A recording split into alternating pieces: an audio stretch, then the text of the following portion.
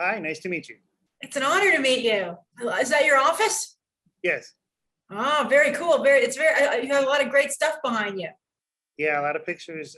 My family and still aren't actually technically back as a room, but I've been working in my office pretty much throughout on Zoom. It's just easier to concentrate when you're in an office. I can imagine. So I have to ask, since you worked with Loki, the Loki team, do you know how Loki ends? I have to answer, no, I don't. It's not a lie. I've been watching it along with everybody else on Disney Plus, and when we were doing all our post-credit sequences, Jim Brooks said, "Well, we should put something in from the show," and so we had about a week between the first Loki airing and our deadline to put in that last sequence in the short. But I have no clue. The last one I watched was number 4. Oh, wow. So you're excited for Wednesday for your own short and episode 5. Yes, I suspect he's up to no good. Like Bart. Yeah. It was really funny to see you match Simpsons characters with Marvel characters. That was maybe my favorite part of it. I would say my favorite was Marge's sisters, is Wanda and Agnes, just because it was so current. I didn't expect you to be that caught up. I was like, wow, they have the fingers, the black fingers and everything. We were just watching that last night, my family and I, the last WandaVision. Yeah, I love that. I love Loki. I mean, these are huge hits that everybody's watching. And I grew up collecting Marvel comics from the age of 6, literally. So this is like an insane dream come true for me. Who was your favorite character that Simpsons character matched with a Marvel character in the short? Ralph is the Hulk. Yeah, that's great. There's a character in the center holding up a card that says, "This is what happens when Disney buys Fox and Marvel." And you guys are always making really clever, funny jokes, about Disney here and there. How do you make sure you strike the right tone? Well, this is what I'll say. We did a lot of very mean jokes about Disney for the first 30 years of the show. And Disney bought us, and you can see all those jokes on Disney Plus, so they don't seem to have a problem with it. That's great. We ran this by, Marvel and Kevin Feige, and they could not have been nicer. I mean, they just were like, "Would you like to use the Avengers music?" "Would we?" "Yes, thank you." They were really, really kind. And Tom Hiddleston was a dream. I mean, he was so funny and so smart, and we got to work with him twice on Zoom, and we didn't want it to end. I mean, it was that good.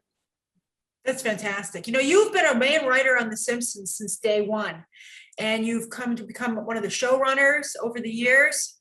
What do you think of this new Disney era with having it on Disney Plus and being a part of this larger team? Well, we predate the internet, so That's crazy. Things have changed since we started.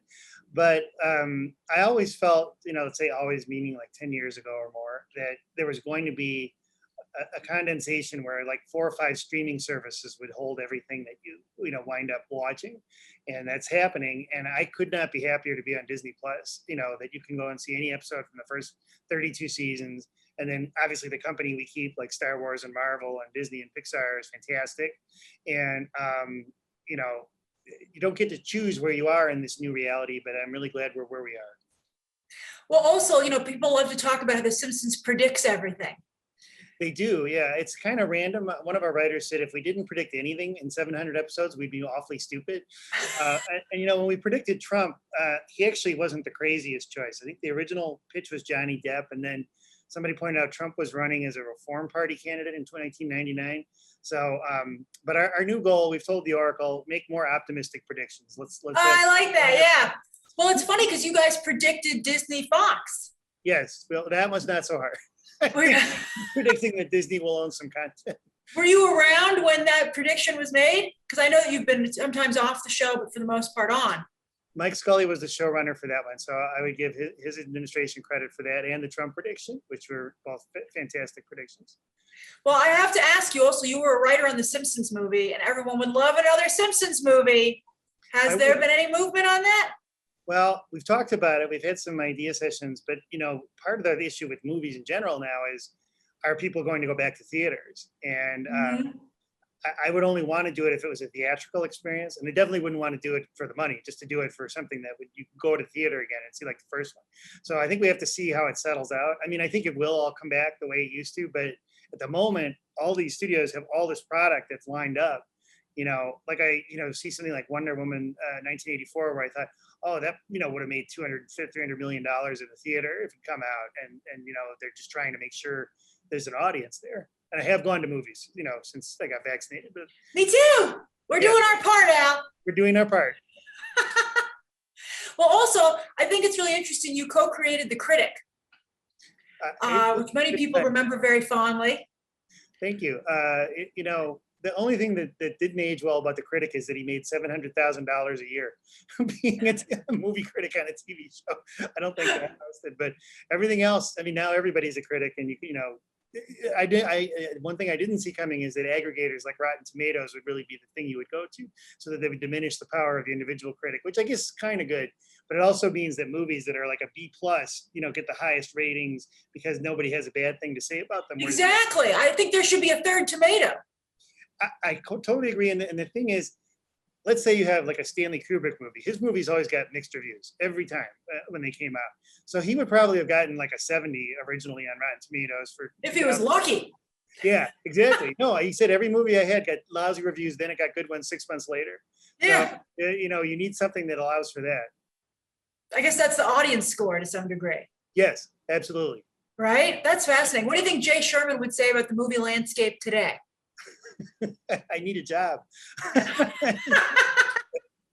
That's great. You are, as I would expect, very funny, Al.